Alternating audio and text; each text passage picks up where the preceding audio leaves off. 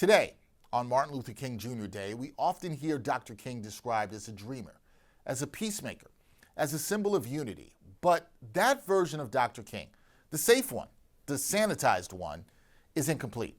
Dr. Martin Luther King Jr. was also a black radical, a disruptor, a man who demanded that America confront systemic racism head on, even when it made people feel uncomfortable. And nowhere was that radical truth felt more powerfully than in sports. Dr. King understood the power of sports long before social media, long before NIL deals, long before athletes had their own media empires.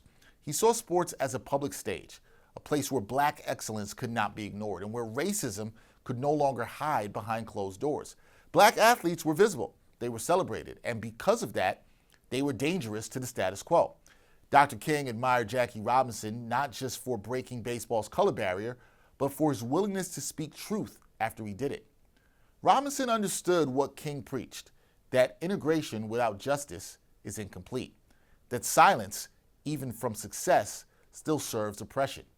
King encouraged black athletes to speak, to lead, and to understand that their success was connected to a larger struggle. That message resonated deeply with Muhammad Ali. Ali and King did not always agree on tactics. King preached nonviolence. Ali spoke the language of deflection, defense, and open resistance. But King supported Ali's decision to refuse the Vietnam War draft because he understood the courage that it took for a black athlete to risk everything: his title, his career, his freedom. King knew that when athletes sacrificed like that, it forced America to listen. In 1968, that courage was seen on the world stage. Tommie Smith and John Carlos stood on the Olympic podium, heads bowed, fists raised. The Black Power salute was not a moment of disrespect. It was a moment of truth. And it was directly connected to the climate Dr. King helped to create. A climate where black athletes understood that medals meant nothing if their people were still oppressed. Dr. King was assassinated just months before that moment, and even in death, his impact shook the sports world. The Pittsburgh Pirates, they delayed their 1968 season opener, a rare acknowledgement that a civil rights leader's life mattered to professional sports. Black athletes across leagues mourned, and then they mobilized. And his legacy, it didn't end in the 1960s. It lives on today in athletes who refuse to stick to sports, in athletes who use their platform to speak on police violence, voting rights, and racial inequality. When Colin Kaepernick took a knee, he stood in a lineage that traces directly back to Dr. King.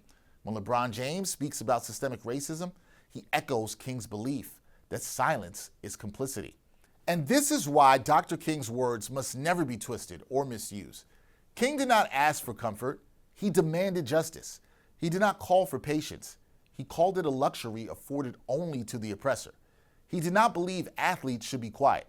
He believed their voices could move nations. So anyone who quotes Dr. King to silence protests, especially from black athletes, is not honoring him. They are distorting him.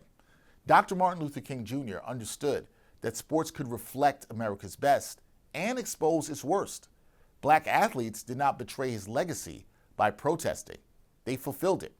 And today, on Martin Luther King Jr. Day, we should remember him, not just as a dreamer, but as a radical truth teller who taught athletes that their voice mattered, even when it came at a cost.